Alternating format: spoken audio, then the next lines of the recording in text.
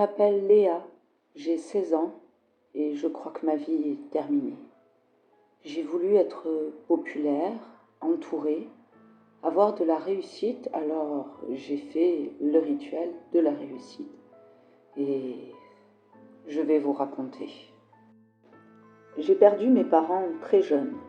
Du coup, j'ai grandi en foyer. Et je pense qu'on peut dire que sur ce plan, je n'ai pas vraiment eu de chance.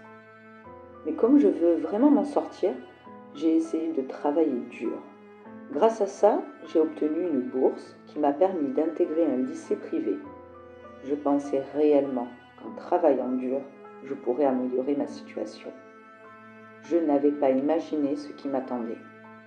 Quand j'ai intégré le lycée, en premier lieu, ce qui m'a sauté au visage, c'est le dédain et le complet désintérêt des professeurs à mon égard, comme si j'étais invisible à leurs yeux. Ensuite, le niveau vraiment très élevé et le nombre d'heures incroyables de travail pour être au niveau, sans compter avec les difficultés d'argent. La bourse m'a permis d'intégrer l'école, mais bien sûr, elle ne comprend pas certaines choses comme la calculatrice ou un ordinateur. Et pour finir, le mépris des autres élèves, quand ce n'était pas des insultes. Au bout du premier trimestre, j'ai enfin pu me procurer un ordinateur. Parce que oui, j'avais accès à ceux de la bibliothèque, mais non seulement le temps d'usage est restreint, mais également surveillé. Donc certaines choses étaient impossibles à réaliser. Donc dès que j'ai eu mon ordinateur, j'en ai profité pour me balader un peu sur le dark web. Et je suis tombée sur un site étrange auquel était associé un forum. Et c'est comme ça que j'ai découvert le rituel de la réussite. Le rituel en lui-même ne semblait pas très compliqué, et il y avait même un lien à suivre uniquement lorsque tout était prêt. Il y avait par contre une liste de règles incroyablement longue à respecter si on choisit de le faire. Donc après avoir tout lu, je me suis mis en quête des ingrédients. En premier, ceux que je qualifierais de classiques. Des bougies noires, rouges et dorées. 4 récipients en terre cuite, de l'eau pure, puis des ingrédients un petit peu plus originaux, mais quand même faciles à trouver. Un billet de 10, une pièce de faible valeur, et un petit peu plus dur pour moi, quelque chose en or, et un ordinateur connecté. Lorsque j'avais enfin tout réuni, j'ai commencé à suivre les étapes du rituel. Premièrement, je devais trouver un espace dans lequel je serais tranquille et pas dérangée. Donc une fois que j'ai trouvé mon emplacement, j'ai dû tracer un grand pentagramme au sol. Au centre, j'ai placé l'ordinateur, le récipient contenant de l'eau. Sur la pointe de l'étoile, j'ai mis la bougie dorée avec un autre récipient dans lequel j'ai posé l'objet en or et le billet de 10. Ensuite, à l'intérieur du cercle, mais à l'extérieur de l'étoile, j'ai placé les 2 autres bougies avec un récipient à chacune. Il fallait que je mette la pièce devant la bougie noire et l'autre côté la bougie rouge. Ensuite, j'ai allumé l'ordinateur et j'ai cliqué sur le lien du rituel. Une page noire est apparue, puis un pentagramme semblable à celui que j'avais tracé, ainsi que tous les ingrédients déjà en place, et un ordinateur au centre. Puis, moi. Oui, moi, je suis apparue sur l'écran. J'ai trouvé ça un peu curieux. Puis une formule est apparue, avec indiqué que je devais la lire. Donc, j'ai lu la formule, et puis le moi de l'écran a semblé dire la même formule, mais comme légèrement déformée. Et ça m'a mis mal à l'aise. Puis les indications sont apparues, j'ai pas eu tellement le temps de réfléchir. J'ai dû jeter la pièce, souffler la bougie noire en même temps, puis la rouge, et enfin brûler le billet sur la flamme de la bougie dorée et l'éteindre dans l'eau juste devant avec l'objet en or, ce que j'ai fait.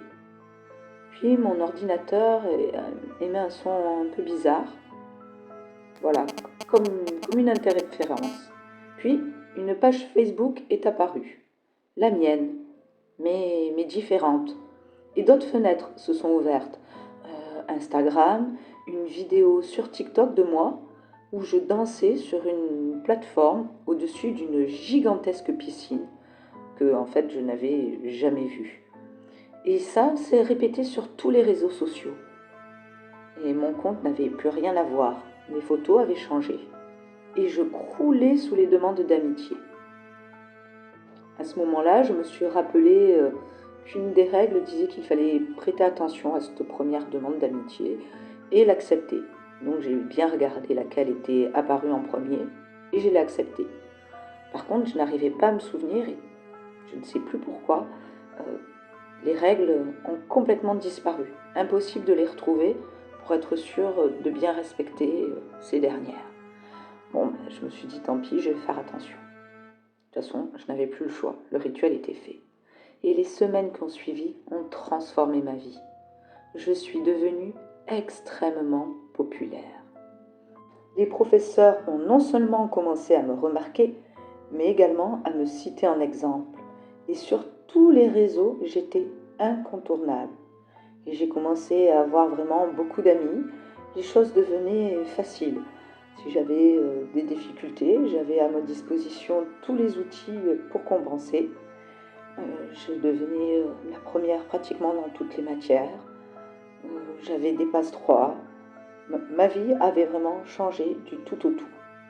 Puis à un moment donné, sans trop faire attention, j'ai fait une erreur et j'ai supprimé de mon compte la première des amitiés que j'avais reçues. Au début, j'y ai pas vraiment prêté intérêt. La règle m'était un petit peu sortie de l'esprit. Mais très rapidement, j'ai remarqué que mon compte Facebook, ça a été sur lui que ça a commencé, il s'est mis, disons, à déconner. Au début, juste de simples posts qui ne me ressemblaient pas du tout. Des posts méchants, et c'est devenu de pire en pire. C'était au-delà du piratage. Quand je tapais quelque chose, les mots changeaient. Impossible de fermer mon compte. Mon autre moi, oui, finalement c'est comme ça que je l'ai appelé, mon autre moi, car c'était vraiment comme s'il existait une entité qui contrôlait tous mes réseaux. Donc mon autre moi a commencé à envoyer des vidéos très très glauques, des vidéos violentes, des vidéos humiliantes, et à tout le monde. Et du coup, évidemment, tout le monde a commencé à me tourner le dos, et surtout j'ai été convoquée par l'équipe de direction du lycée et priée d'arrêter sur le champ ce comportement. J'ai eu beau expliquer que je n'y étais pour rien, que ce n'était pour moi qui contrôlait, et bien sûr, ils ne m'ont pas cru. Donc voilà où j'en suis maintenant. Là, j'essaie tout simplement, là, en même temps, de supprimer, et impossible. À chaque fois que je tente quelque chose, ça empire.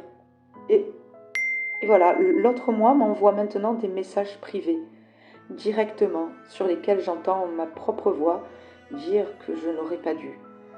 Et j'ai constamment l'impression d'être suivie. Et voilà, des messages encore. Et voilà, il y a plein de fenêtres qui apparaissent. Elle vient de m'envoyer en privé une vidéo. Je n'ose pas l'ouvrir. Elle me l'envoie en boucle. C'est inondé, je l'ai partout sur mon écran. Ah, la vidéo vient de se lancer toute seule. Je me vois moi. Je suis en train de faire du mal à quelqu'un, mais ça coupe. Il y a de la friture et un gros plan sur mon visage livide. On dirait qu'il y a comme des flammes derrière moi, et puis je semble tomber de la fenêtre, mais c'est pas possible.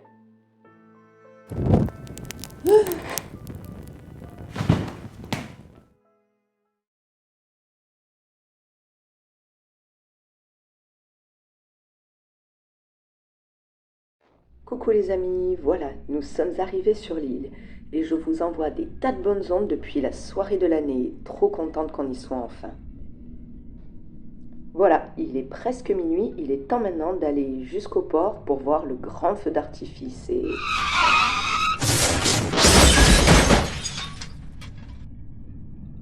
Je viens de me réveiller, apparemment nous sommes lundi, Je suis un peu dans les vapes. Recoucou, désolé les amis, je m'étais rendormie. Je viens d'apprendre que j'avais eu un très gros accident. J'ai eu de la chance. Le médecin que je viens de voir m'a expliqué que j'allais passer un certain temps ici, peut-être plusieurs semaines, d'abord à l'hôpital, là où je suis, et ensuite, à la fin de la période d'observation, dans l'aile consacrée aux hospitalisations pédiatriques de longue durée. Bon, je me repose un peu et puis je reviens vers vous rapidement. Salut, c'est mardi aujourd'hui et j'ai discuté avec une fille qui sort ce soir de l'aile pédiatrique et elle est trop contente, mais pas seulement parce qu'elle quitte l'hôpital, mais plus, vous allez rire, hein, parce qu'elle pense que l'ancienne partie de l'aile est hantée. Franchement, les amis, je sais pas trop quoi en penser. Je me demande si elle n'a pas voulu se moquer de moi ou si elle a réellement voulu me mettre en garde. Alors il est 18 heures, pardon, et le doc vient de m'annoncer que j'allais rejoindre ma nouvelle chambre demain matin, le temps de l'équiper. Il est 23 heures et j'ai entendu des infirmières qui discutaient de mon transfert. Et le peu que j'ai compris aurait tendance à rejoindre ce que m'avait raconté cette fille, qui a quitté l'hôpital, celle qui est partie aujourd'hui. Et je commence à me demander si elle n'était pas réellement sérieuse. Je vais vite le découvrir. Voilà les amis, ça y est, je suis dans ma nouvelle chambre.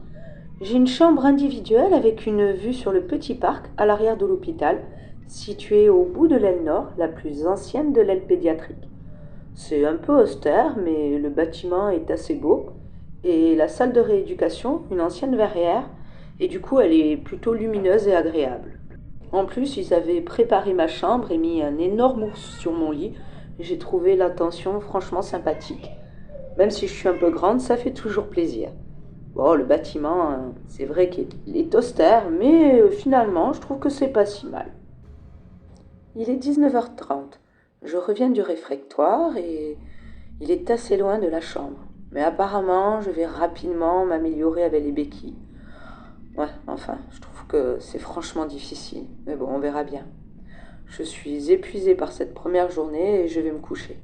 À demain les amis, je vous dirai comment s'est passée ma première nuit dans l'aile nord. C'est curieux, il est 23 heures. Les deux infirmières de garde m'ont dit qu'ici, elles ne passaient pas dans les chambres pendant la nuit. Elles préféraient nous laisser dormir. Et au besoin, on n'avait qu'à les appeler. Et pourtant, je viens d'entendre des pas et le bruit d'un chariot.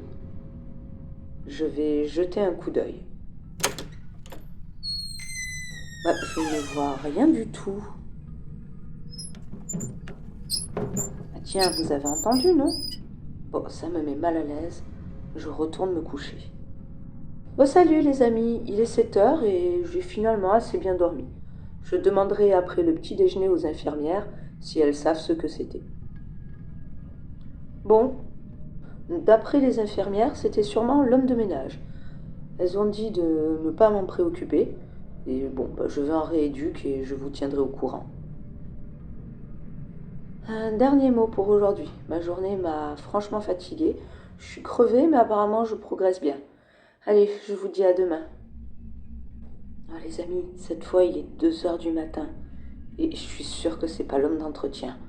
J'ai entendu des pleurs de bébé. Et ça recommence. Je vais essayer de regarder. Non, je ne vois rien. Je vais essayer d'aller un peu plus loin pour essayer de voir du savon. Je n'arrive pas à situer le son. C'est un peu comme si ça venait de partout. À la fois des couloirs et des chambres. J'aime pas trop ça, je vais retourner à la chambre. Voilà, au moins dans la chambre, je me sens plus tranquille. Ma porte s'est ouverte toute seule. Je vais mettre la chaise derrière. Et puis je vais essayer de dormir. Il est 6 heures et j'ai très mal dormi. J'ai eu l'impression d'entendre des bruits pendant toute la nuit. Je vais voir si j'arrive à avoir quelques explications. Je reviens de la salle de détente et tout ce que j'ai appris, c'est que je ne suis pas la seule à avoir entendu des choses. Que ce n'est que dans l'ancienne partie du bâtiment, essentiellement dans l'aile nord, qui existe depuis plus d'un siècle et qui, à l'origine, accueillait des jeunes filles enceintes. Mais en dehors de ça, j'en sais pas plus. Et j'ai pas tellement envie d'y retourner. Mais apparemment, il n'y a aucune autre chambre de disponible. Et voilà, encore du bruit. Mais cette fois, ça vient pas du couloir. On dirait que ça vient de la chambre d'à côté. Elle est pourtant inoccupée et elle n'est pas remise aux normes. Et c'est le cas pour plusieurs autres chambres autour de la mienne. En fait, il n'y en a que 3 autres occupées, en plus de moi. Je vais essayer d'aller voir Tia à l'autre bout du couloir parce que c'est elle qui est la plus proche. Ah, vous avez entendu? C'est quoi? Je ne vois rien comme d'habitude, mais le couloir semble interminable. Bon, là ça suffit, je le sens pas. J'aime pas tous ces bruits, je retourne à ma chambre. J'ai à peine fermé l'œil de la nuit. Je veux absolument comprendre ce qu'il se passe. J'en ai assez d'angoisser toutes les nuits. Je vais essayer d'aller fouiller dans les archives. J'y trouverai peut-être des renseignements. Et puis l'avantage de cette vieille partie de l'hôpital, c'est que l'ancienneté fait que les portes sont juste fermées à clé et les clés simplement rangées dans le bureau des infirmières. J'ai enfin réussi à en apprendre un peu plus. Et franchement, c'est plutôt glauque. Cette portion un peu à part de l'hôpital était tenue par des religieuses et accueillait uniquement des filles mères, à une époque où elles étaient rejetées, et bien souvent elles n'avaient nulle part d'autre où aller. Malheureusement pour elles. En fait, les infirmières récupéraient les bébés et au mieux se débarrassaient des mères. Au pire, elles servaient à diverses expérimentations allant jusqu'à la mort. Les bébés, eux, étaient présentés comme de jeunes orphelins à des familles bourgeoises qui étaient en mal d'enfants. Franchement, avec tout ce que j'ai appris, j'ai encore moins envie de retourner dormir là-bas cette nuit. Il faut que je retrouve Tia pour ne pas être seule. Je dormirai pas seule, c'est pas possible. Il est 22 heures. Normalement, je ne devrais pas croiser d'infirmières à cette heure-là. Elles sont déjà dans leur bureau pour la nuit. Je vais aller avec Léa avant que ça ne commence, parce que jusqu'à maintenant, j'ai jamais rien entendu avant 23 heures. Voilà, je suis dans le couloir et tout semble calme. Si je ne me trompe pas, il y a 6 portes avant la sienne. 2 chambres vides en cours de rénovation, une salle de soins, un local technique et une autre chambre. Mais c'est bizarre, le couloir. C'est comme l'autre jour. Il me paraît interminable, bien plus long que d'habitude. Ah, ça doit être à cause de la pénombre et des lumières, un peu comme dans les trucages de films. Oui, sûrement. Ça doit être ça. Allez, je continue. Après tout, tout est encore calme et il n'y a aucun bruit bizarre. Donc, j'ai vraiment pas envie de passer la nuit toute seule. Oh non, ça recommence. Mais où est sa chambre? Je comprends pas, j'aurais dû y être. Bon, alors voyons, qu'est-ce qu'il y a là? Un local. Non, franchement, je comprends pas. Oh non, c'est pas vrai. Bon, moi, je fais demi-tour. Allez, allez, vite. Oh non, mais... Bon, allez, voilà, ici, là, ça ira. Je viens de m'enfermer dans une chambre au pif, la première qui s'est ouverte, et je vais attendre ici qu'il fasse jour. Eh ben, les amis, voilà, je viens d'apprendre que je sors ce soir, et je suis vraiment soulagée. Je devrais encore faire de la rééduque, mais au moins ce sera dans un centre de kiné près de chez moi, et j'espère que j'aurai jamais à revenir ici. J'ai vraiment vécu la nuit la plus angoissante et terrifiante de toute ma vie.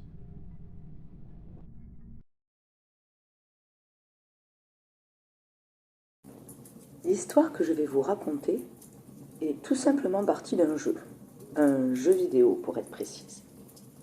Perso, je ne m'y connais pas très bien en jeu vidéo, mais Emma, elle est super calée.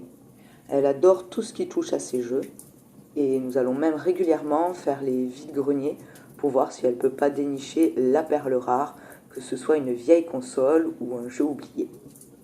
Et il y a environ un mois, lors de nos sorties recherches, elle s'est emballée au sujet d'un vieux jeu trouvé au fond d'un carton plein de VHS, de cassettes audio et autres cartouches. Qu'elle a aussi pris au cas où quoi, je sais pas trop, mais bon, elle en a déjà partout. Et je me rappelle comme elle parlait vite, toute excitée, en m'expliquant que ce jeu, elle ne le connaissait pas, qu'il devait être super rare, et que c'était un jeu de console deuxième génération, ou quelque chose comme ça, et elle a insisté sur la rareté de sa trouvaille et le côté incroyable de cette cartouche inconnue. Alors que franchement, pour moi, c'était juste un vieux jeu oublié au fond d'un carton. L'étape suivante pour elle fut de trouver dans toutes ses anciennes consoles celle qui correspondait. Avec le recul, ça m'a offert quelques jours de répit. Parce qu'une fois qu'elle l'a trouvée, bien sûr, elle a commencé à jouer. Mais avant ça, elle commençait déjà à me parler quasiment uniquement du jeu et du moment où elle pourrait enfin l'essayer. Cette cassette avait un pouvoir attractif chez elle qui était incroyable. Et c'est à ce moment-là que les choses ont commencé à devenir franchement bizarres et inquiétantes quand elle a commencé à jouer. Le premier jour, elle m'a appelé pour me demander d'être avec elle pour l'essai du jeu. À peine j'étais arrivée qu'elle me disait déjà « Allez vite, vite, installe-toi » et hop, elle insère la cartouche. Le jeu commence. Un écran multicolore s'affiche, puis marqué en gros « Kali Kill D ». Ensuite, un autre écran qui est apparu avec des lignes d'écriture incompréhensibles, puis plus rien pendant un moment. Je m'apprêtais à lui dire que j'allais partir, quand elle me fit taire en me disant « Chut, attends, regarde !» Regarde quoi? Je vois rien. Et quelques secondes après, un labyrinthe est apparu. Mais elle, c'est comme si elle l'avait vu un peu avant moi, c'était curieux. Et elle était absorbée, hypnotisée. Au bout de quelques minutes, j'en ai eu marre et j'ai décidé de rentrer chez moi. Et puis, c'est à peine si elle m'a dit au revoir. Le lendemain, comme je n'avais aucune nouvelle, je l'ai appelée. Mais elle ne répondait pas au téléphone, alors je suis passée directement la voir. À mon arrivée, elle n'a fait aucun cas de ma présence. Et surtout, j'avais l'impression que rien, absolument rien, n'avait changé depuis mon départ. Emma était dans la même position, scotchée à son écran. Quand je lui ai dit bonjour, j'ai juste obtenu une espèce de grognement, et en insistant, elle a fini par me dire qu'elle n'arrivait pas à décrocher du jeu, que c'était comme si elle était obligée de finir d'abord son labyrinthe. Donc j'ai décidé de rester un peu avec elle, au moins jusqu'à ce qu'elle le termine, et pour être sûre qu'elle décroche un peu de son écran. Au bout de 4 longues heures, elle est enfin venue à bout de ce labyrinthe. Elle a posé son joystick et s'est précipitée en toilette. Elle est ressortie et a vidé d'une traite une bouteille d'eau. J'ai l'impression qu'elle n'avait pas bu depuis la veille quand on s'était quitté. On a discuté un peu et puis elle m'a dit qu'elle mourait de faim. Normal après tout ce temps. Après avoir mangé sans un mot, elle a enfin recommencé à me parler. Et évidemment, elle ne m'a parlé que du jeu. Elle m'a expliqué qu'il fallait vite qu'elle rentre chez elle pour le continuer. Parce qu'elle était absolument sûre qu'elle ne l'avait pas fini et qu'il y avait encore autre chose. J'ai donc, au bout de 15 minutes à n'entendre parler que de ça, abdiqué et lui dit qu'on se retrouverait le lendemain pour discuter. C'est finalement au bout de 2 jours que j'ai commencé vraiment à m'inquiéter. Elle ne répondait toujours pas au téléphone, alors je suis retournée chez elle.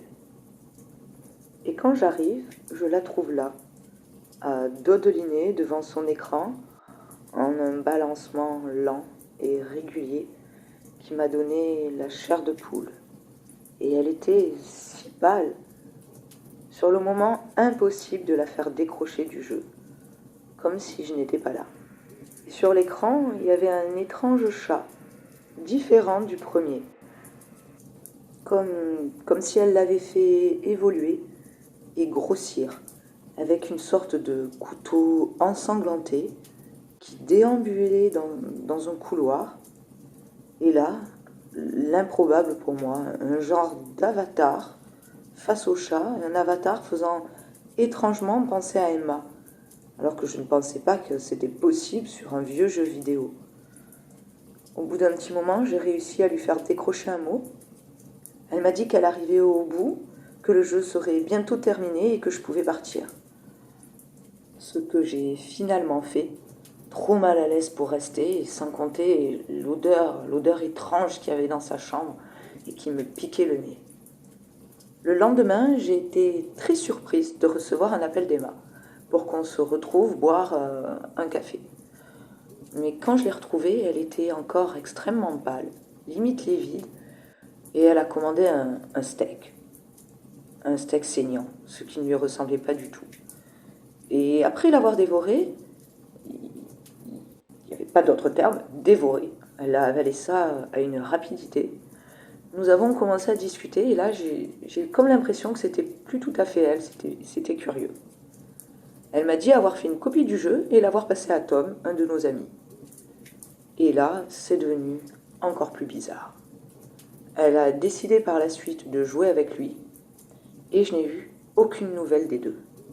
Au bout d'une semaine, sans réponse de sa part, que ce soit au téléphone ou directement chez elle, j'ai enfin fini par obtenir la nouvelle adresse de Tom qui avait déménagé récemment.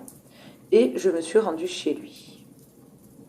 Après 20 minutes à m'acharner à frapper sur sa porte d'entrée et à appeler, j'ai tout simplement essayé d'ouvrir et avec la chance, la porte d'entrée n'était pas verrouillée.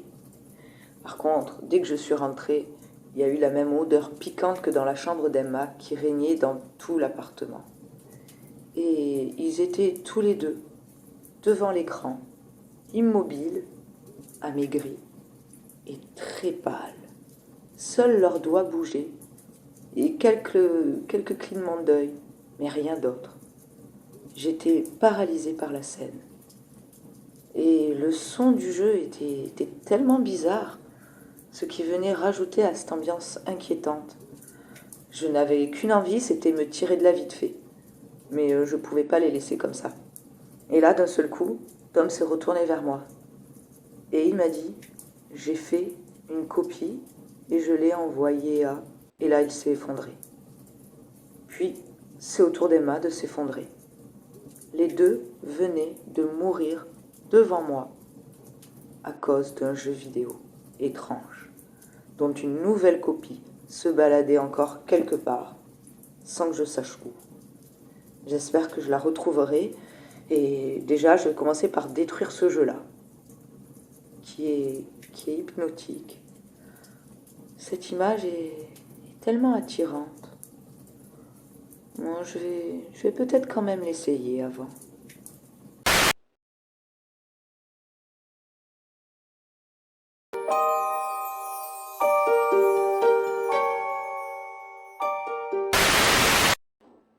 L'histoire que je vais vous raconter aujourd'hui s'est passée l'hiver 1987. J'avais à peu près 16 ou 17 ans et je devais passer l'hiver à la montagne, dans un petit village où tout le monde se connaissait. Je pouvais donc m'y balader seule depuis mes 12-13 ans. Et cet hiver-là, j'ai passé tout mon séjour avec ma meilleure amie Katia. Nous avions fait tous les sentiers aux alentours et pour marquer la fin de notre séjour, nous avions obtenu l'autorisation de faire une nuit de camping. Et cerise sur le gâteau, on pouvait piquer le quad de mon frère pour atteindre un endroit un peu plus reculé et sympathique, histoire de finir nos vacances en beauté. Nous sommes donc partis avec le quad que nous avons garé sur un parking entièrement recouvert de neige, juste avant de commencer le sentier dans la forêt. Au bout de quelques mètres, nous avons croisé un homme qui était très grand. Il portait un sac à dos et il avait une hache. Bon, je sais que certains diraient que c'est normal, on peut croiser un homme avec une hache en forêt. Ça s'appelle un bûcheron. Mais là, quelque chose clochait. Déjà, pourquoi est-ce qu'il avait ce sac à dos ? Je trouvais ça bizarre, un bûcheron avec un sac à dos de randonnée. Et lorsque nous sommes arrivés à sa hauteur, j'ai vu qu'il était vraiment très grand et très massif, une corpulence assez impressionnante. Au moment même où nous l'avons croisé, nous lui avons adressé un petit sourire en le saluant, comme on le faisait avec tous les gens que l'on croisait. Et on s'est aperçu qu'on l'avait vraiment jamais vu. Qu'il y avait quelque chose d'inhabituel. Son regard nous mettait mal à l'aise. Nous nous sommes empressés de continuer notre chemin. Et lorsque nous nous sommes suffisamment éloignés, mais pour qu'il soit encore en vue, Katia a jeté un petit coup d'œil derrière elle pour s'assurer que l'individu ne nous avait pas suivis. Elle m'a dit alors rassurée qu'il était parti dans l'autre direction et nous n'y avons plus du tout prêté attention. Nous avons alors continué sur quelques mètres, tout en plaisantant et en riant de notre peur de ce pauvre bûcheron qui nous avait effrayés pour pas grand-chose. Puis nous avons enfin trouvé un endroit qui nous convenait parfaitement. On a commencé à installer notre campement quand on s'est aperçu qu'on avait oublié un des sacs de couchage à l'arrière du quad. Donc nous avons fini de déposer nos affaires pour s'alléger et nous sommes repartis en direction du quad. Un peu de temps avant d'y arriver, nous devions traverser un champ entièrement recouvert de neige. Et là, nous nous sommes soudainement arrêtés. On s'est regardés mutuellement, on ressentait la même chose. La même peur viscérale, paralysante. Juste à côté de nos traces de pas qui traversaient tout le champ, il y avait d'autres traces, d'autres empreintes de pas qui n'étaient pas les nôtres. Et là, nous l'avons vu. L'homme à la hache, il était là. Il nous regardait sans bouger, sa hache à la main. Impossible de réagir. Pourquoi était-il là? Quand soudainement, il a bifurqué sur sa droite, s'est dirigé droit vers un arbre et a commencé à le couper. On s'est regardés toutes les deux et on s'est mis à rire.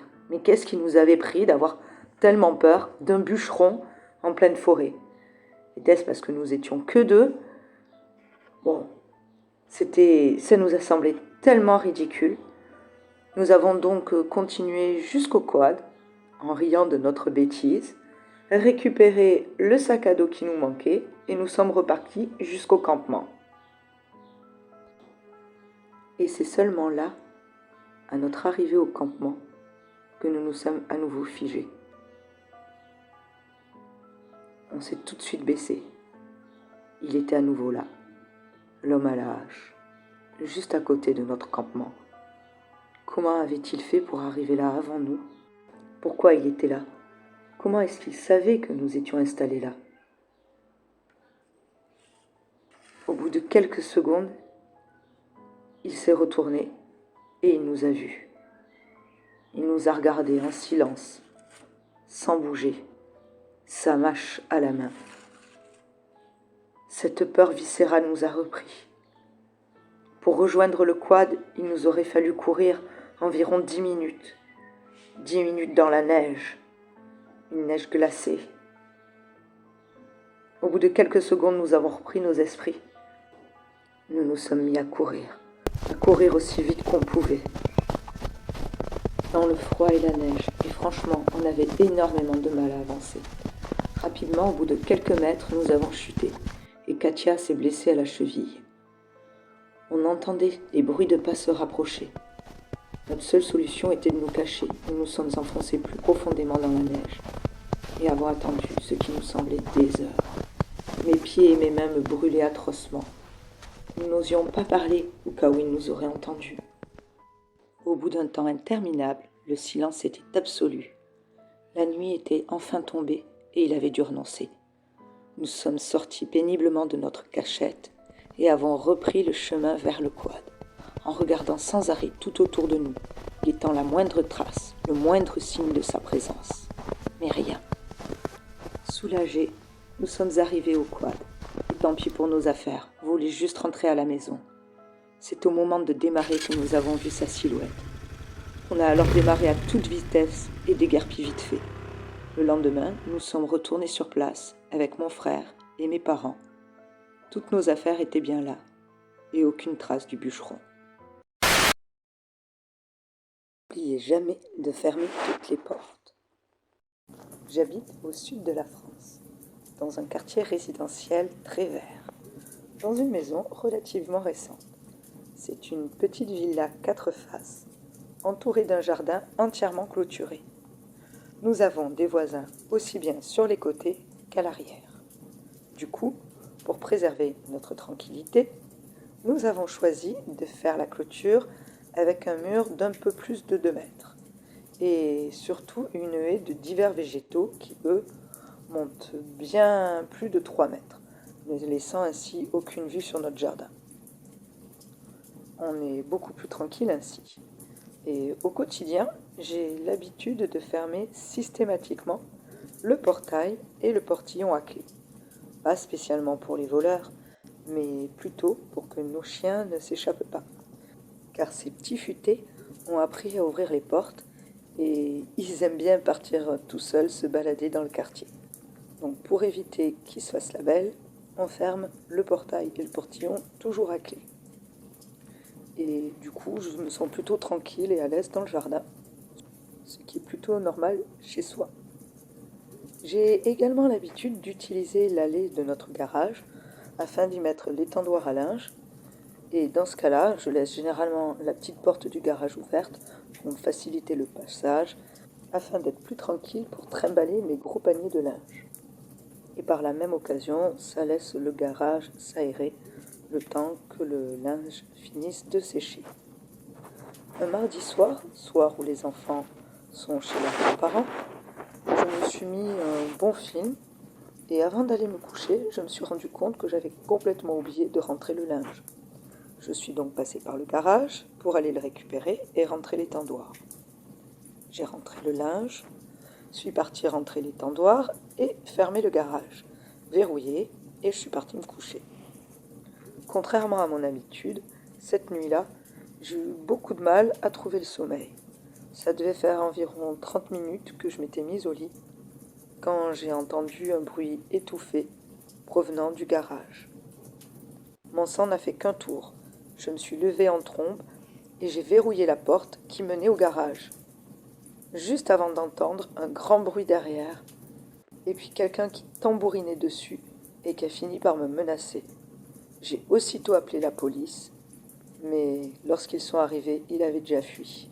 Il était apparemment simplement passé par le mur de la clôture du voisin en utilisant son échelle. Et pour repartir, il avait placé notre poubelle proche du mur et était passé par-dessus. L'hôtel hanté.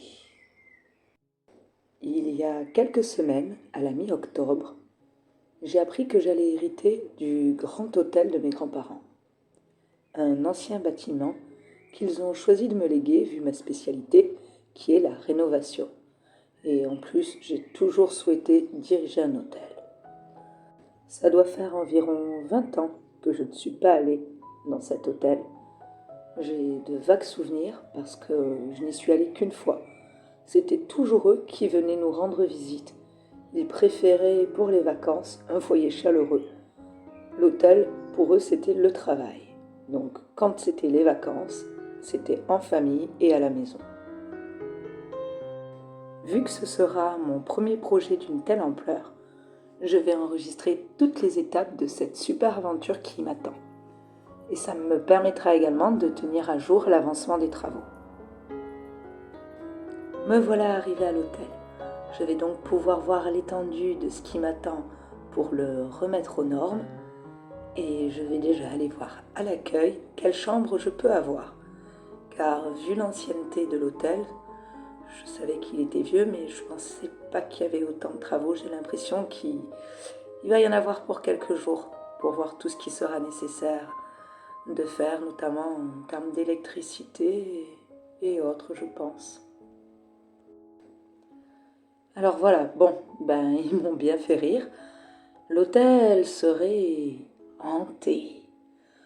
Alfred de l'accueil m'a raconté que les employés de l'hôtel verraient d'étranges choses la nuit et entendrez également des sons étranges qui proviendraient notamment de la cuisine.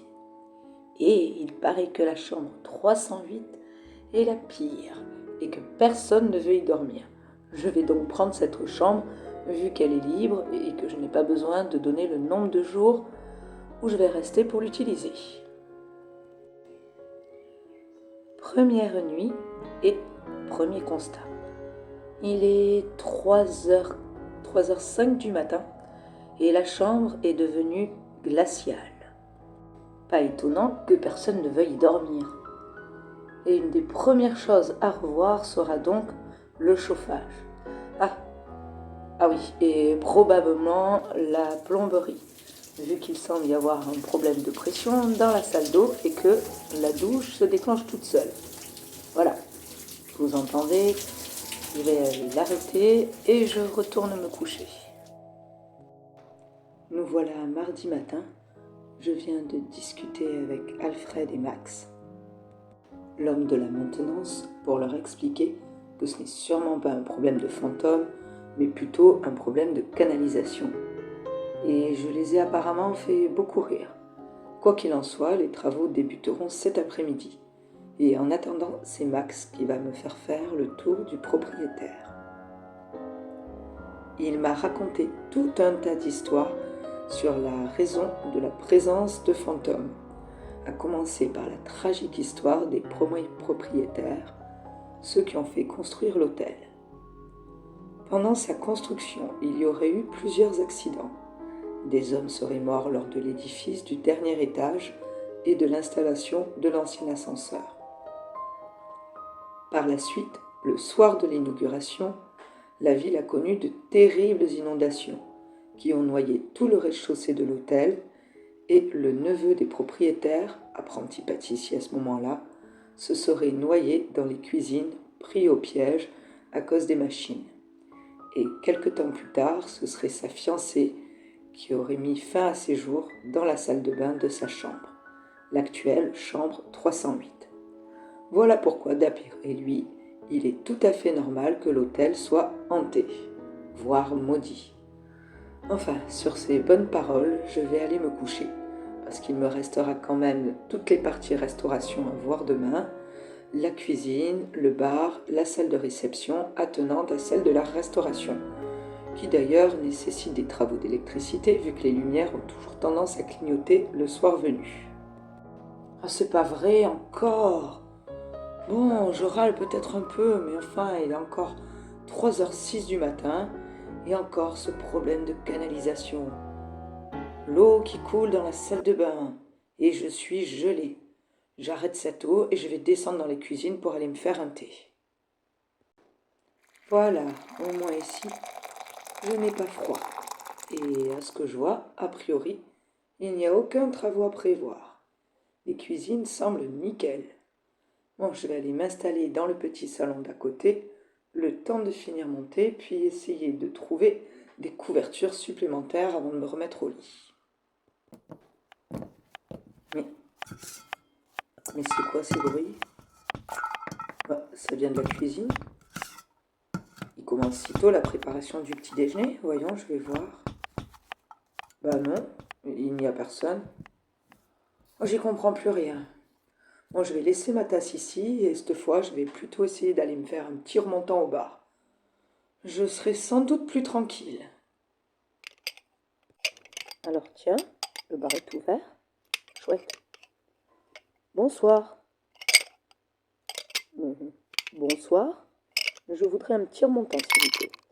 Je vais aller m'asseoir sur le fauteuil là-bas. Merci. Pas très causant. Mais qu'est-ce qu'il fait? Il n'y a que moi. Oh non, j'y crois pas. Il est reparti. Pourtant, j'entends encore des bruits.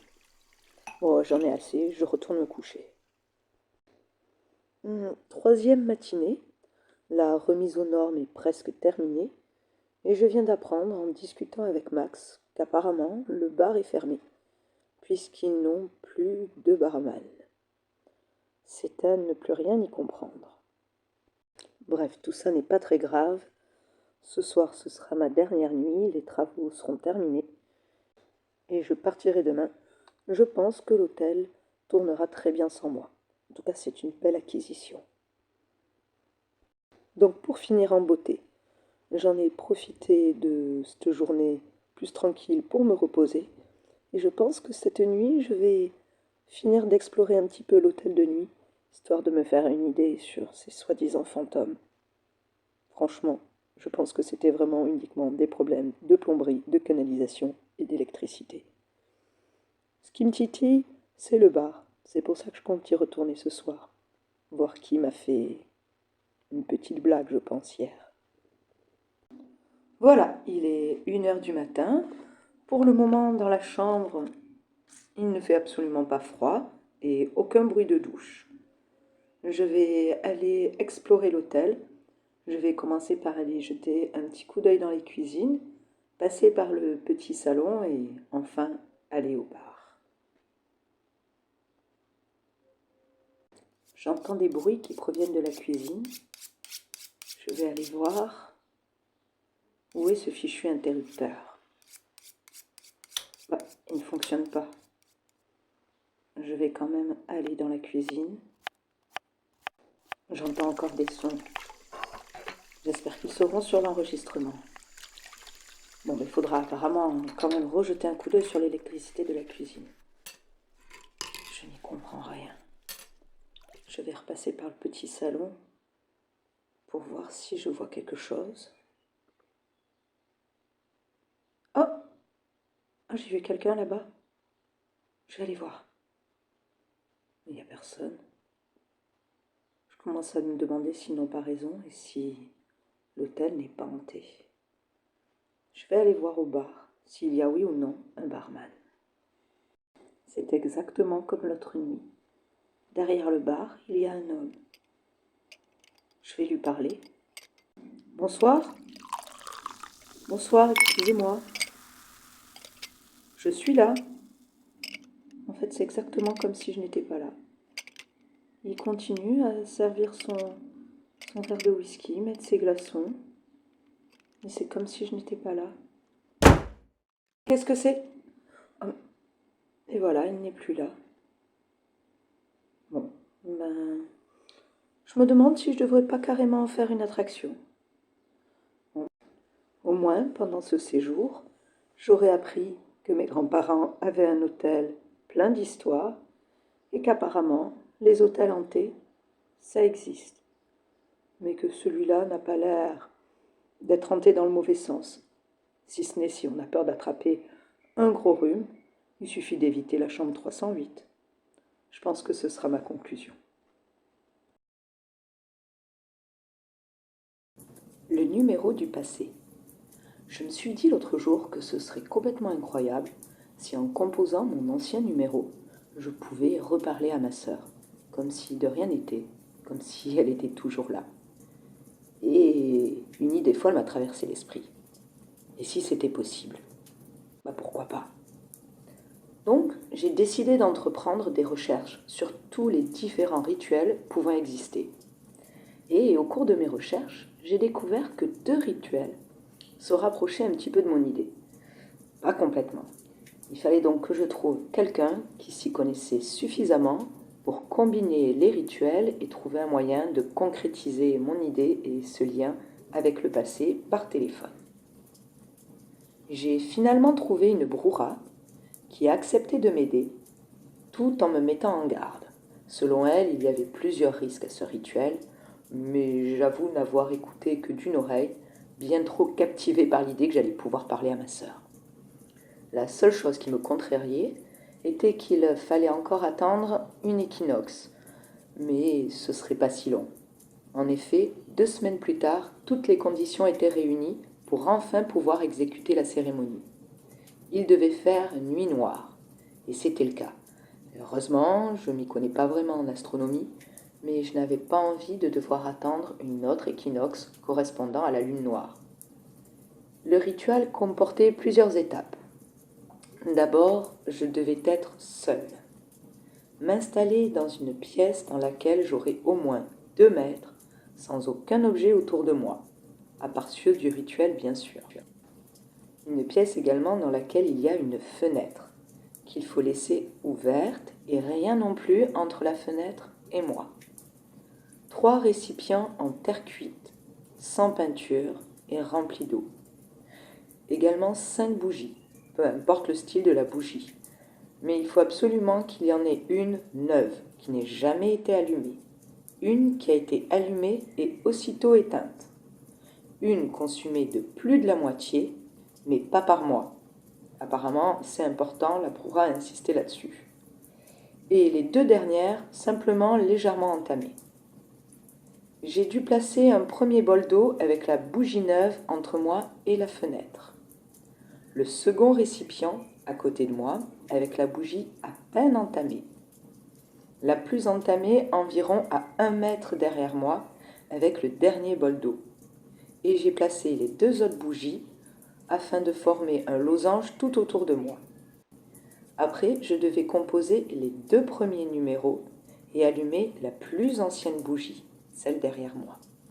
Les 2 numéros suivants en même temps que les bougies des côtés, les 2 autres avec la bougie qui serait à côté de moi, et enfin finir le numéro en même temps que j'allumerai la dernière bougie. Et j'avais également un petit sachet confectionné par la Broura que je devais garder sur moi tout du long et brûler au moment même de raccrocher. J'ai composé le numéro. Ça sonne. Et là, ma mère décroche. Une seconde pour reprendre mes esprits et je demande simplement si elle peut me passer ma sœur, Julie. Et là, je lui parle. C'est incroyable. Je parle à ma sœur. Mais au bout d'un moment, il y a des interférences. Puis quelque chose d'un peu bizarre. Je ne comprends plus très bien ce qu'elle me dit. Et puis la ligne coupe et je suis obligée de raccrocher. C'est à ce moment-là que j'ai brûlé le sachet. Juste après, vu que la ligne avait coupé, je n'avais pas pu le faire en même temps. Le lendemain, dans ma boîte aux lettres, j'ai trouvé une cassette vidéo. J'ai dû fouiller pour trouver un vieux lecteur et j'ai inséré la cassette. Ça commençait avec de la friture et puis la façade de ma maison. Mais pas quelques minutes, la façade de la maison pendant plusieurs heures. Le téléphone sonne. Et là, c'est ma sœur. J'en reviens pas. Je suis contente, mais étonnée, et surtout ce qu'elle me dit n'a aucun sens. Elle me dit « Caroline est morte, va la chercher, je reviens. » Et elle raccroche. Puis, on sonne à la porte. J'y vais, mais personne. Je décide alors de poursuivre ma journée, un peu incrédule, ne comprenant pas vraiment ce qui vient de se passer. Au milieu de l'après-midi, j'ai un petit coup de barre et je choisis de me reposer un petit peu. À mon réveil, je suis dehors dans le parc. Je ne comprends pas comment je suis arrivée là, comment je me réveille sur un banc dans le parc. Je fouille dans mon sac et je m'aperçois que j'ai même pas mon téléphone. Un peu dubitatif, je décide de rentrer à la maison. Et quand j'arrive devant chez moi, je me rends compte que j'ai pas les clés. Mais j'ai l'impression qu'il y a quelqu'un à l'intérieur. Alors, je sonne. Et là, plus rien n'a de sens. Quand la porte s'ouvre, c'est moi. Moi qui ouvre la porte. Je suis à nouveau à l'intérieur, mais dehors, il n'y a personne. Le téléphone sonne. Je décroche et j'entends une voix qui ressemble à la fois à celle de ma sœur, mais également à la mienne. Et elle dit « Regarde derrière toi ». Je me retourne, il n'y a rien. Et là, le téléphone sonne à nouveau.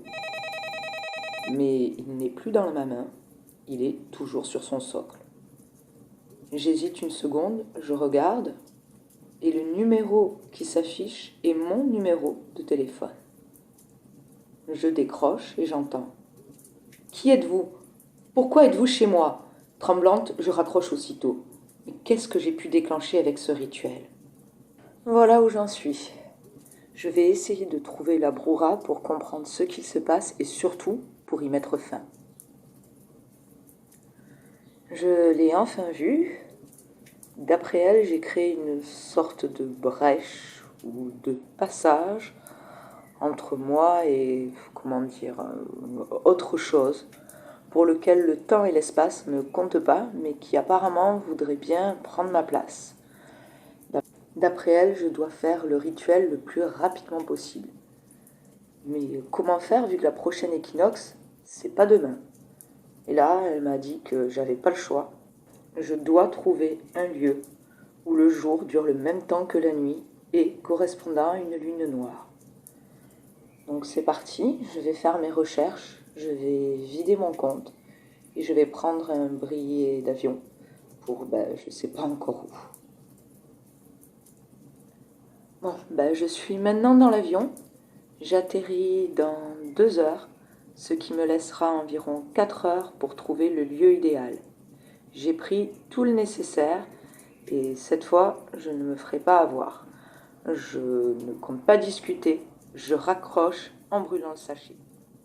Voilà, j'ai trouvé une maison abandonnée.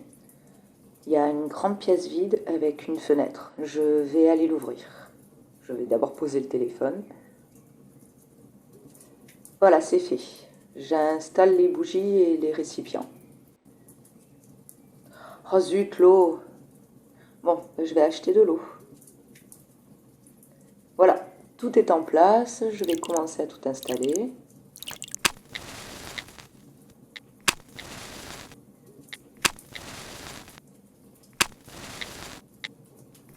Allô?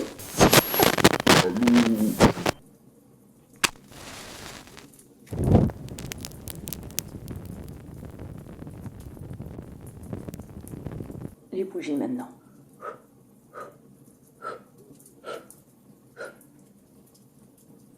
Ah, voilà, c'est fini.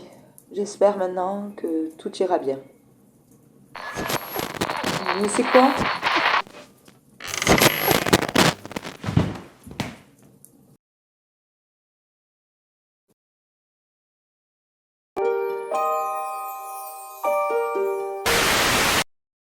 Bonsoir les crépinotes. Ce soir, ce sera un petit peu différent. Je vais vous raconter une histoire d'une manière un peu différente, mais surtout l'histoire sera une histoire vraie, celle qui a inspiré plusieurs films, notamment le film La colline a des yeux. Donc je vais vous raconter l'histoire vraie qu'il y a derrière. Bonne soirée et bonne histoire. L'horrible histoire de mon ancêtre. Je vais vous raconter l'horrible histoire qu'a vécue mon ancêtre Wilson il y a de ça plusieurs siècles en Écosse. Wilson avait environ 23 ans et faisait alors partie de la garde du roi Jacques VI. Un matin, il apprend qu'il doit partir avec près de 400 autres hommes et une dizaine de limiers dans une région montagneuse à proximité d'Édimbourg, vers une grotte afin de chercher une famille, le clan Bean, qui y vivrait en totale autarcie et qui apparemment s'en serait pris à des voyageurs et notamment à un couple revenant d'une foire. Lors de sa préparation pour cette étrange recherche, il entend également quelques rumeurs, disant que des villageois aux alentours auraient retrouvé des os humains et que des enquêteurs qui auraient été envoyés pour en savoir un peu plus auraient disparu. Il commence alors son voyage à travers l'Écosse, quelque peu nerveux, l'impression que quelque chose de très sombre les attend. Au bout de quelques jours, l'odorat des limiers commence enfin à s'avérer précieux. Il semble sur une piste. Et en effet, Wilson, ainsi que les centaines d'autres hommes, se trouvent devant le lieu servant de résidence au clan Bean et découvrent alors l'horreur. Ils viennent d'arriver à la grotte de la famille. La forte odeur de corps en putréfaction qui en émane leur soulève le cœur. Mais malgré cette horrible odeur qui s'en dégage, et tous ses sens lui disant de foutre le camp, accompagné par plusieurs hommes, Wilson pénètre dans la grotte, et une vision effroyable le fait aussitôt vomir. Des corps desséchés étaient suspendus à l'intérieur. il y avait aussi de nombreux tonneaux dans lesquels marinaient des morceaux de corps. Et la famille Bean, qui était également là, chez eux. Aucun d'eux ne tenta de se débattre ou de s'échapper. Ils ont donc été arrêtés et amenés jusqu'à Édimbourg, où ils ont été exécutés sans aucun procès. L'exécution a été sanglante. Les hommes ont été émasculés jusqu'à ce que mort s'ensuive devant les femmes et les enfants de la famille Bean, qui eux ont fini brûlés. Lors de l'enquête, ils ont appris un petit peu plus sur la famille d'Alexander S. Bean et découvert qu'ils avaient sans doute tué près de 1000 personnes. Alexander Bean vivait avec sa femme. Il avait réussi à convaincre cette dernière de le suivre dans ces montagnes. Il avait autour de lui ses enfants et ses petits-enfants. Et depuis 25 ans, il vivait dans cette grotte du côté de Galloway, en prenant toujours soin de ne jamais se faire remarquer par les villageois, afin de continuer à vivre entre eux en totale autarcie. De ce fait, les villageois aux alentours ignoraient complètement l'existence même de la famille. Une famille qui s'est fondée majoritairement sur l'inceste, et qui, pour survivre dans cet état autarcique, a décidé de tendre des embuscades aux malheureux voyageurs qui avaient la mégarde de s'aventurer à proximité de leur grotte. À ce moment-là, les Bean les piégeaient et volaient tous leurs biens. Mais leurs biens ne les suffisaient pas à les alimenter. Du coup, ils les tuaient avant de les ramener à leur grotte pour pouvoir les démembrer. Et tout ça pour pouvoir les manger. Ils stockaient alors les corps, soit mis en morceaux dans des barils à mariner, soit à sécher, accrochés au plafond de la grotte, des corps entiers. Les corps qui étaient complètement mangés, ils jetaient les os à la mer, ces mêmes eaux qui étaient parfois retrouvées par les villageois. Ce clan s'est au fil des années agrandi, grâce aux relations forcément incestueuses au sein même du clan. Et pour nourrir tout ce monde, ils se sont organisés à leur manière et aux dépens de tout autre être humain. Plus ils étaient nombreux, et plus souvent il leur fallait ramener des personnes à tuer, découper et manger. Au fil des meurtres, les disparitions ont commencé à se faire remarquer. Et les autorités du coin ont alors envoyé des enquêteurs. Les premiers enquêteurs ne revenant pas, ils ont pris le risque d'en envoyer d'autres. Mais malheureusement, aucun ne revint jamais. Ce qui a mis un terme à ces massacres, c'est lorsque la famille Bean s'est attaquée à un couple qui revenait d'une foire. Le mari était lourdement armé et ce dernier réussit à blesser gravement le père Bean et sa femme. Au moment où ils subissaient l'attaque, d'autres personnes venant de la foire sont arrivées et les Bean ont pris la fuite à ce moment-là. C'est comme ça que leur existence a été révélée au grand jour. Et l'histoire est à ce moment-là arrivée aux oreilles du roi de l'époque, Jacques VI. Et c'est lui qui envoya les 400 hommes dont mon ancêtre faisait partie et qui firent cette atroce découverte.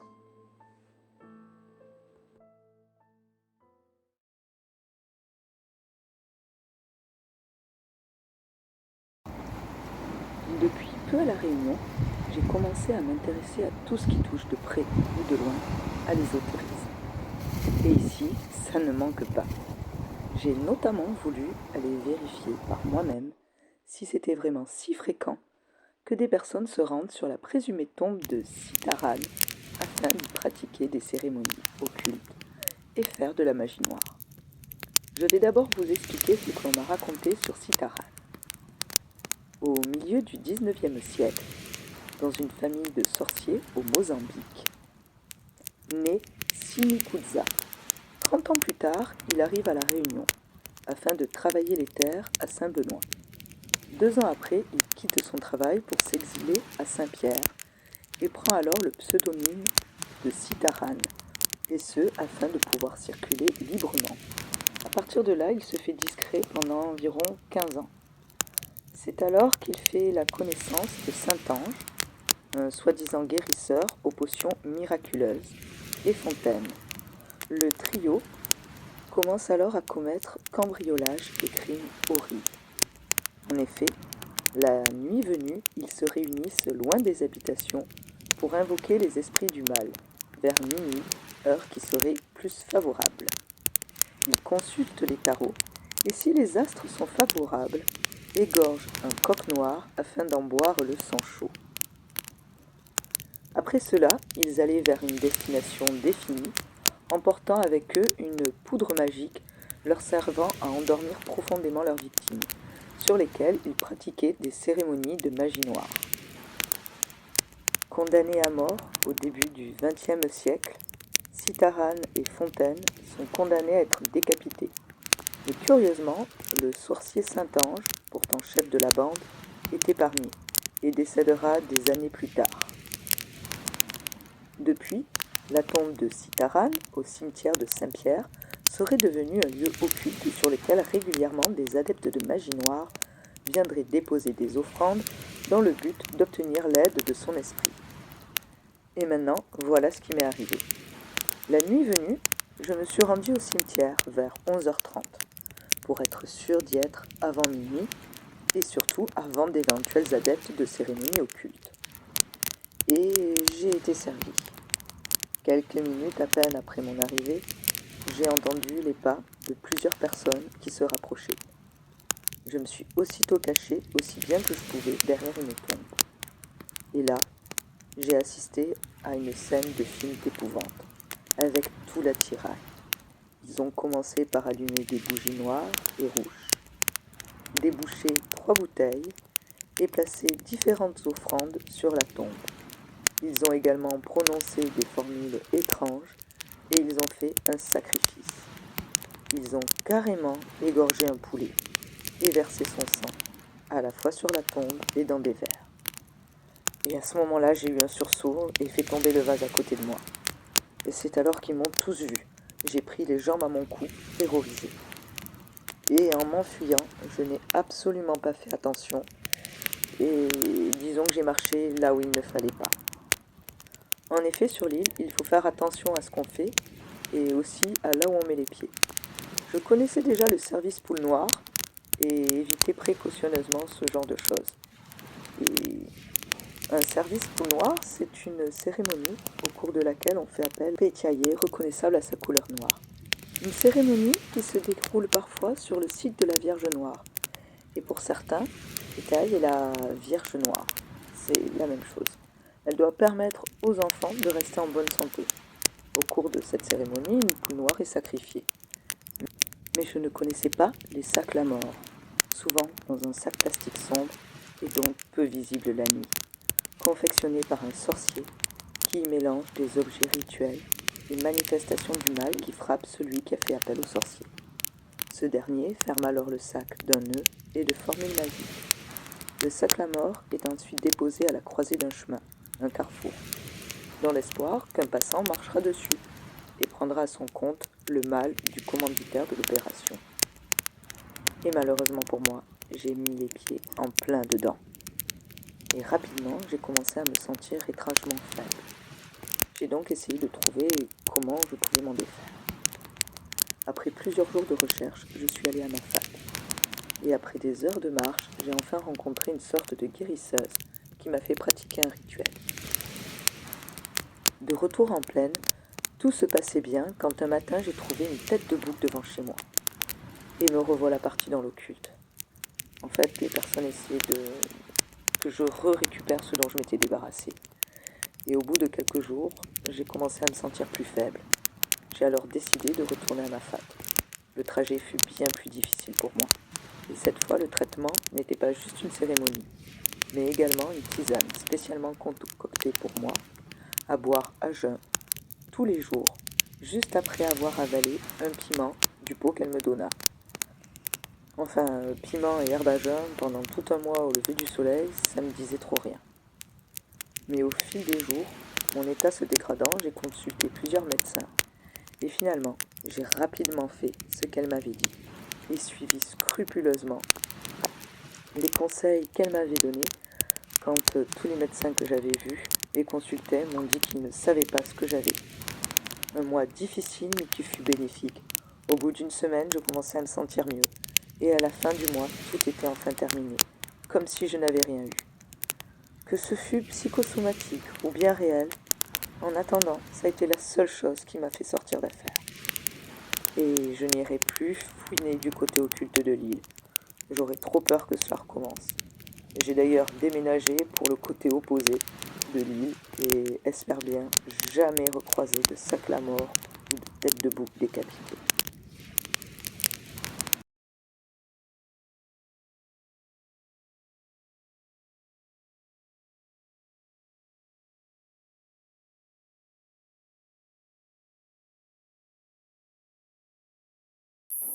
Salut les amis!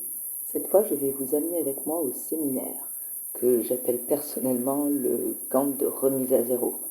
Un séminaire que j'organise pour l'entreprise Lévidrac, une entreprise qui a pour seule morale les bénéfices et absolument aucune limite. Vous voyez les entreprises qui camouflent le travail d'enfants. À côté, eux, ce sont des anges. Celles qui trempent dans les affaires d'empoisonnement, bof. Trafic d'êtres humains, toujours pas. Ici, nous sommes face à l'entreprise qui est, en quelque sorte, à la tête de toutes ces entreprises véreuses.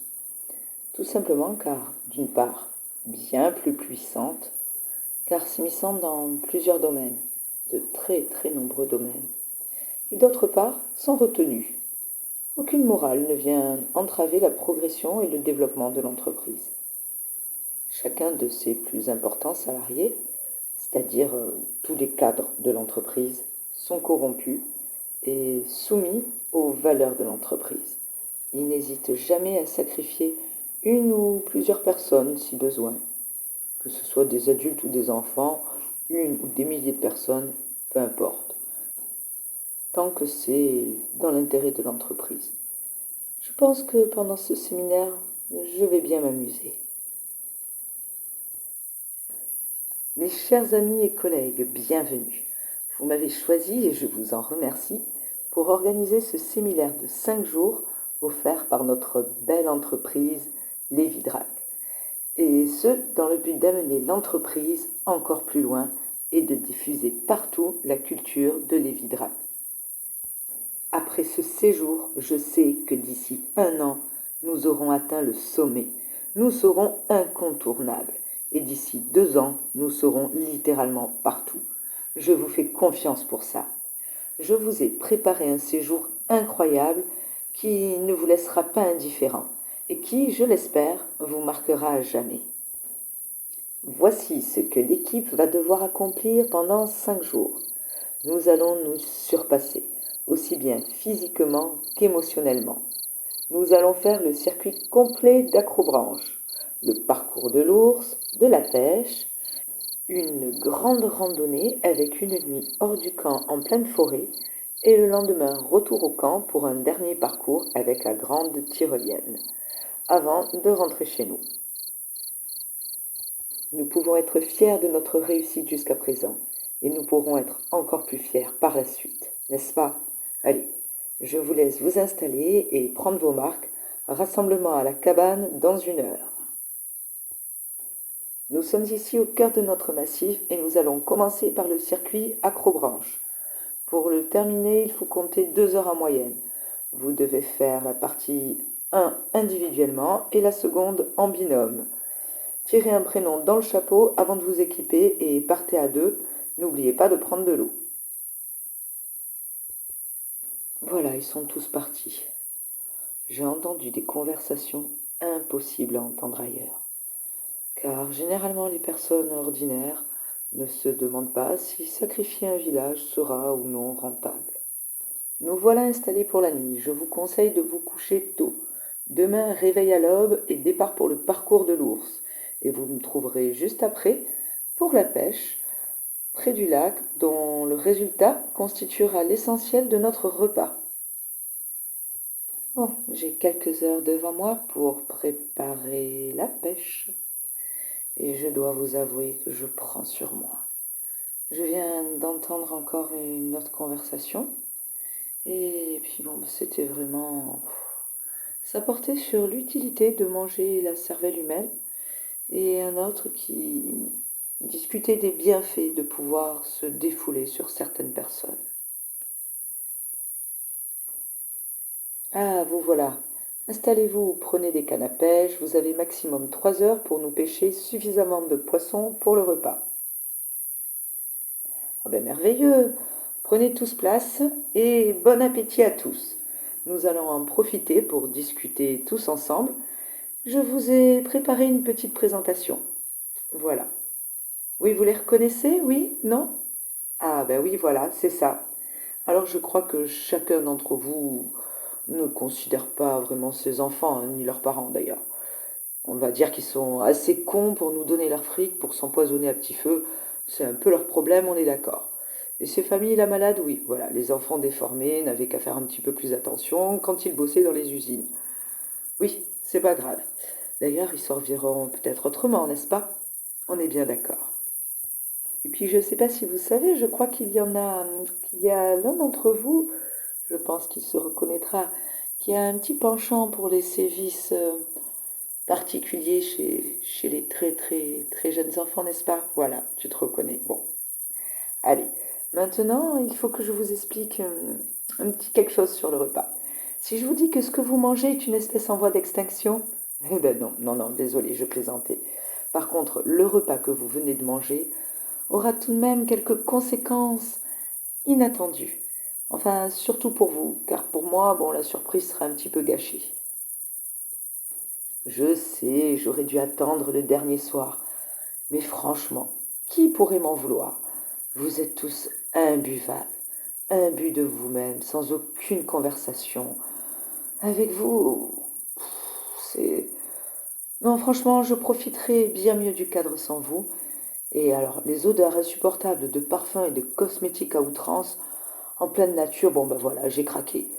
Alors, je vous ai concocté une belle surprise, et puis j'ai gardé un petit peu de suspense pour moi aussi. Eh ben oui, il fallait que je me fasse plaisir. Donc, je vous ai divisé en 3 groupes. Je m'explique. Le premier groupe va très rapidement sentir étourdissement, palpitations, sueur froide, et puis hop, fini, arrêt cardiaque. Le second va probablement souffrir un petit peu plus, avec des heures de douleur insupportables et certains qui risquent de s'arracher les yeux ou de subir les affres du dernier groupe. Et je pense que ce troisième groupe sera certainement le plus divertissant en raison des fortes hallucinations qu'il va subir. Un batterie puissance 10 qui se finira en beauté. Enfin, on va voir ça très bientôt. Ah, ça y est, non, non, ne paniquez pas, c'est totalement inutile. Oui, d'un, vous êtes tous foutus, et de deux, franchement, ça m'agace. Bon, allez, je m'impatiente là. J'ai envie de savoir qui c'est qui va y passer en premier. Alors, le premier est... Ah, Frédéric. Oh, quel dommage. Moi qui espérais que tu souffrirais autant que cette pauvre famille en janvier. Josie, Luc maintenant? Ah, Paul, bah non, désolé, je crois que tu fais partie du troisième groupe, ce qui me convient parfaitement. Avec un petit peu plus de chance, tu vas t'en prendre à Will et lui bouffer les yeux. Ah, voilà la phase 2. Et voilà, ça y est, que le spectacle commence. Ah oui, bon. Bon, ben oui. Ah, toi, tu lui arraches les yeux, oui, non? Oh, bah oui, vous pouvez partir en courant un peu dans tous les sens. Alors, oui, peut-être 3 morts de plus, oui. Il en reste plus que 5. Ah non, 4, pardon. Ouf, oh là là. Bon, c'est pas que je sois attendue, mais bon, ça y est, je suis lassée. Allez, l'équipe, hein, les Vidrac, à jamais.